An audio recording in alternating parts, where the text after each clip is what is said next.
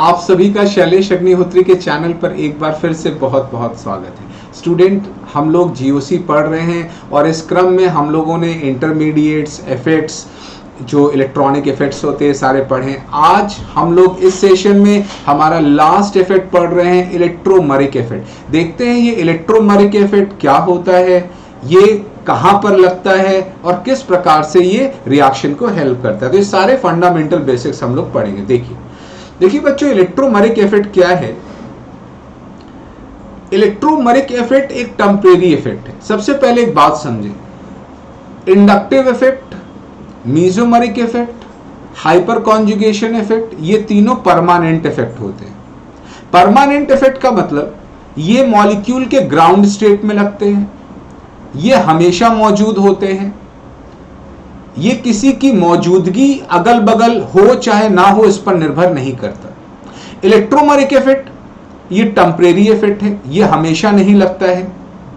ये जब reagent molecule के पास आता है तो उस समय मौजूद रहता है, जब रिएजेंट दूर चला जाता है तो उस समय खत्म हो जाता है, इसीलिए इसका नाम टेम्परेरी इफेक्ट है।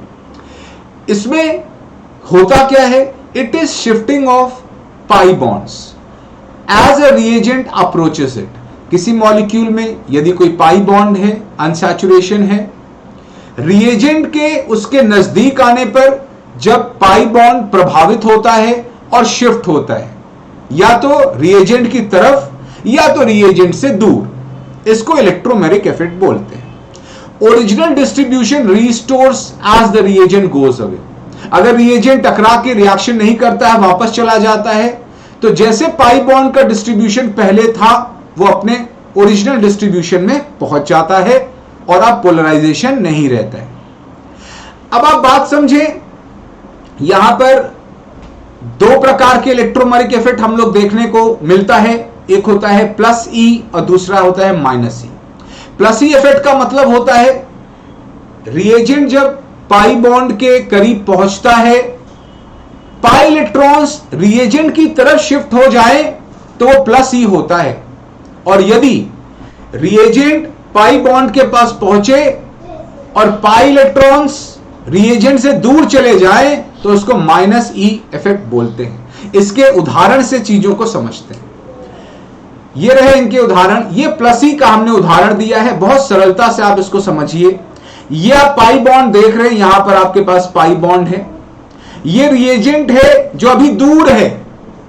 अब जैसे जैसे ये रिएजेंट इस कार्बन के पास आ रहा है, देखिए इस कार्बन से अप्रोच कर रहा है, और जैसे ये अप्रोच कर रहा है ये पाई बॉन्ड इसी कार्बन की तरफ शिफ्ट हो रहा है, और आप देख सकते हैं जब ये पूरा इसकी तरफ अप्रोच कर गया तो ये पाई बॉन्ड पूरी तरीके से शिफ्ट हो गया इस कार्बन पर, और अब लोन पेयर की तरह दिखने लगा, और जिस पर पाई बॉन्ड चढ़ के बैठता है एक माइनस चार्ज लेकर आता है, और जिससे दूर गया उस पर एक प्लस चार्ज लेकर आता है।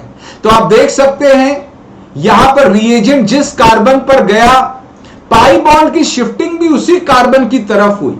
इसको बोलते हैं प्लस ई इफेक्ट। और आपको बता दें, अगर ये बाउंस बैक कर जाए, ये ना जुड़े इस कार्बन से, और ये बाउंस बैक करके पीछे चला जाए, जो हमने देखिए सैरो से दिखाया है, तो जैसे ही ये पीछे जाएगा वापस ये जो इलेक्ट्रॉन पेयर है ये डीलोकलाइज होके अपनी पुरानी जो पाई बॉन्ड वाली पोजीशन थी उसको रीस्टोर कर लेगा, उसको पुनः प्राप्त कर लेगा। इसीलिए बोलते हैं ये टेम्परेरी है। रिएजेंट की मौजूदगी में तो दिखता है, परंतु जब रिएजेंट दूर चला जाता है तो ये गायब हो जाता है।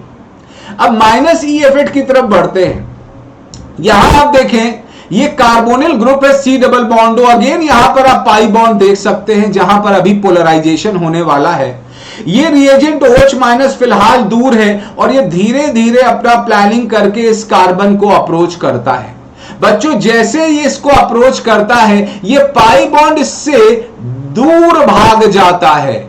तो जैसे ही ये देखिए इसके करीब पहुंचा, पाई पूरी तरीके से दूर भागकर ऑक्सीजन पर चढ़ गया, और ऑक्सीजन पर जब आता है तो पहले तो दो लोन पेयर थे ऑक्सीजन के, और ये पाई बॉन्ड भी अब इस पर चढ़ के बैठ गया। अब लोन पेयर की तरह वो दिखेगा, और जिस पर चढ़ के बैठेगा उस पर माइनस भी लाएगा, और जिससे दूर गया बच्चों, इस कार्बन से दूर गया तो यहां पर प्लस लेकर आएगा। और बच्चों मान लीजिए OH माइनस यहां से नहीं जुड़ता है और टकरा के बाउंस बैक करके पीछे आ जाता है, तो ये वापस ये इलेक्ट्रॉन पेयर यहां डिलोकलाइज होकर और पुरानी वाली जो पाई बॉन्ड वाली स्थिति है उसको प्राप्त कर लेता है। इस प्रकार के टेम्परेरी प्रभाव को इलेक्ट्रोमेरिक बोलते हैं, और चूंकि इलेक्ट्रॉन्स रिएजेंट से दूर भाग रहा है इसको -e इफेक्ट बोलते हैं। ये जो इफेक्ट है ये एक्साइटेड स्टेट में लगता है, टेम्परेरी होता है और ये रिएक्शन की मदद करता है। इलेक्ट्रोमेरिक इफेक्ट रिएक्शन को और गति प्रदान करता है, उसको सहूलियत देता है। तो इस प्रकार से हमने देखा कि कैसे इलेक्ट्रोमेरिक इफेक्ट ऑपरेट होता है, क्यों टेम्परेरी है और कितने प्रकार के हैं और किन किन परिस्थितियों में लगता है। स्टूडेंट, इसी प्रकार हम लोग जीओसी के लेक्चर्स को आगे कंटिन्यू करते रहेंगे। ये हमारे इफेक्ट्स पूरे हो गए। इन इफेक्ट्स को पढ़ने के बाद अब हम लोग पढ़ेंगे कि कार्बोकेटायन, फ्री रेडिकल, जो हमारा कार्बीन है, इन सब की स्टेबिलिटी, ये सारे इफेक्ट किस प्रकार से कंट्रोल करते हैं। तो हम आपको अब order of stability of intermediates का अगला लेक्चर लेंगे, जहां पर इन्हीं इफेक्ट्स को जो हमने पढ़ाया है उनका एप्लीकेशन कर करके बताएंगे क्यों ये इससे ज्यादा स्टेबल है, यहां कौन कौन से इफेक्ट लग रहे हैं, कौन सा डोमिनेटिंग है, कौन सा लेस डोमिनेटिंग है। तो अब हम लोग main question point of view से डील करना स्टार्ट करेंगे। तो अगले लेक्चर के लिए इसको वॉच करिए, पुराने लेक्चर्स देखते रहिए, सीखते रहिए और इसी प्रकार से हमारे साथ पढ़ते रहिए। हम लोग IIT JEE एडवांस के एक एक अहम टॉपिक को टच करेंगे एग्जाम के पहले, और आशा करते हैं आप सभी को समझ में आएगा। कहीं कोई डाउट हो कमेंट सेक्शन में जरूर लिखिएगा। तो मिलते हैं अगले लेक्चर में, तब तक अपना बहुत बहुत ख्याल रखिए। Thank you very much.